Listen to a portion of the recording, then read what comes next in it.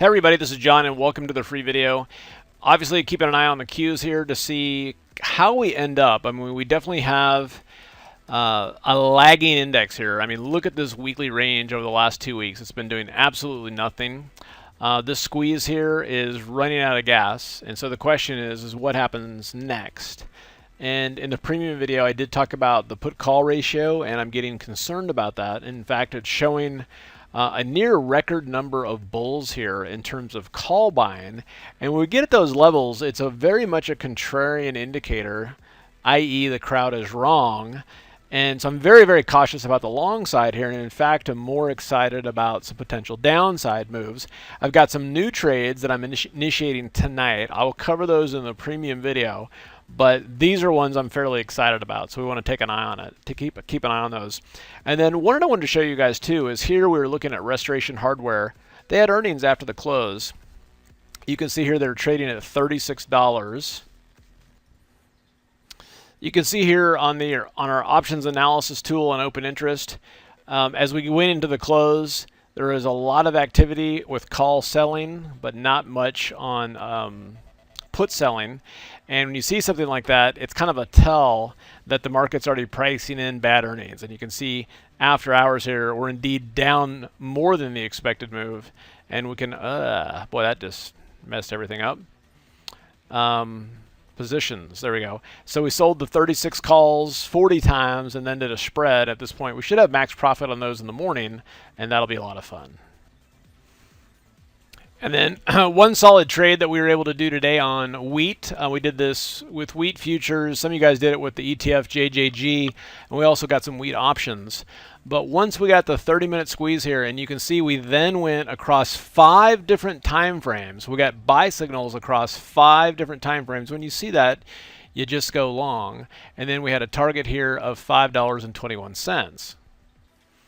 And then we closed that out. This turned out pretty solid. And what was nice about this was that we just didn't have to do, there was not much to do here. I mean, this was telling you across multiple time frames, there's nothing to do here, but get long and stay long. So now the question is yeah, if you don't, well, if you say don't have futures or you're not familiar with futures, could you do like options on futures? So yes, there's a couple ways to do that. So here, you can see we got the future here. This is one I held on to one. So entry 506. Also got an out of the money call for $6.50. Okay. The risk there is much lower and much more defined. And then also did the 510, 500 put credit spread as well.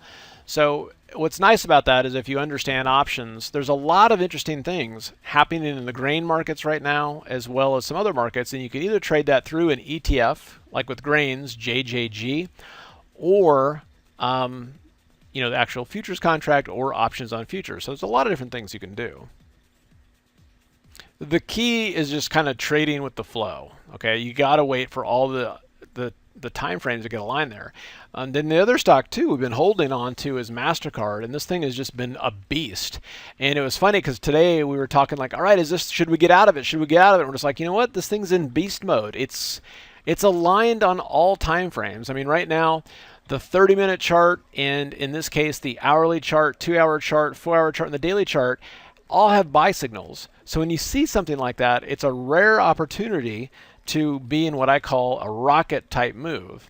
And on this one, I'm just holding it. Now, we did have a put credit spread. We bought back the short put today for a nickel, taking all that risk off the table, and we're continuing to hold those long calls. Okay, and that makes it super easy. All right, if you're wondering what those new indicators are, we are actually giving those away with our upcoming class. So we have a class this Saturday, which is going to be myself, John, and Chris talking about a couple different things. One of them is with those indicators, measuring open interest and percent of volume percent as a percent of open interest, and using that to get into trades. And that's how I found also to kind of stay in a trade. The open interest numbers actually tell you it's like, no, you want to stay in because the funds are continuing to add to this. So we're going to talk about this in the strategy class on Saturday. It'll be from 11 to 5. And there'll be a bonus session starting at 10 to kind of get you up to speed for those of you that are a little bit newer. And that does come with those two indicators. And then the 997 class is the Saturday class with the 3 days of live trading, myself and Chris.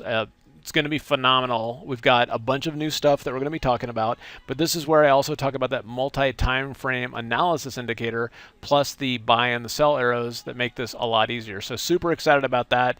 Those indicators are all four indicators are included in that. And then I think right now there's 2 spots left for the seminar. If you want to dive in, that includes all this. This is going to be awesome. Simplertrading.com/masters. Looking forward to sharing this stuff with you on Saturday and rocking the house. You guys have a good one.